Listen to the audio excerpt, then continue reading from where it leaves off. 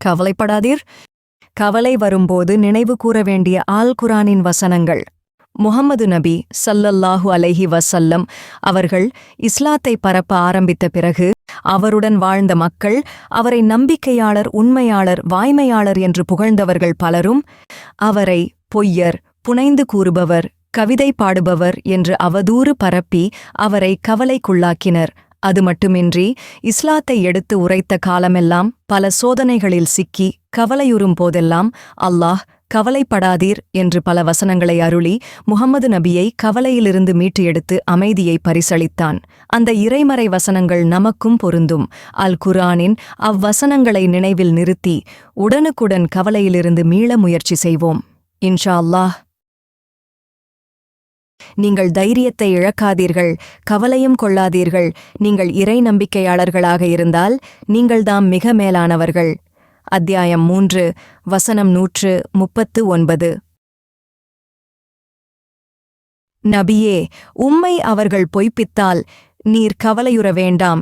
ஏனெனில் உமக்கு முன்னர் தெளிவான ஆதாரங்களையும் ஆகமங்களையும் பிரகாசமான வேதத்தையும் கொண்டு வந்த தூதர்களும் அக்கால மக்களால் பொய்ப்பிக்கப்பட்டிருக்கின்றனர்.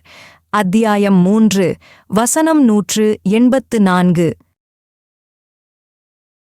நபியே, அவர்களுடைய அவதூறான பேச்சுக்கள் உம்மை கவலையில் ஆழ்த்திவிட வேண்டாம்.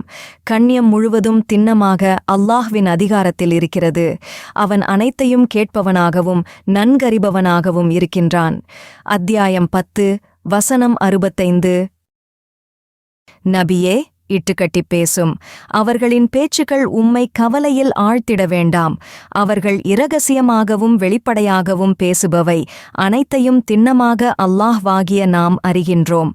அத்தியாயம் 36 வசனம் 76.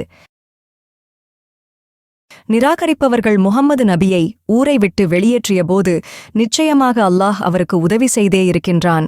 இருவரும் குகையில் இருந்தபோது இருவரில் ஒருவராக இருந்த முஹம்மது நபி தம் தோழரிடம், கவலைப்படாதீர்கள், நிச்சயமாக அல்லாஹ் நம்முடன் இருக்கிறான் என்று கூறிய நேரத்தில் அப்போது அவர் மீது அல்லாஹ் தன் சாந்தியை இறக்கி வைத்தான். மேலும் நீங்கள் பார்க்க முடியா படைகளைக் கொண்டு அவரை பலப்படுத்தினான். நிராகரிப்போரின் வாக்கை கீழாக்கினான்.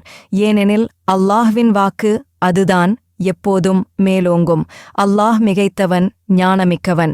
அத்தியாயம் 9 வசனம் 40. இன்னும் இது குர்ஆன்.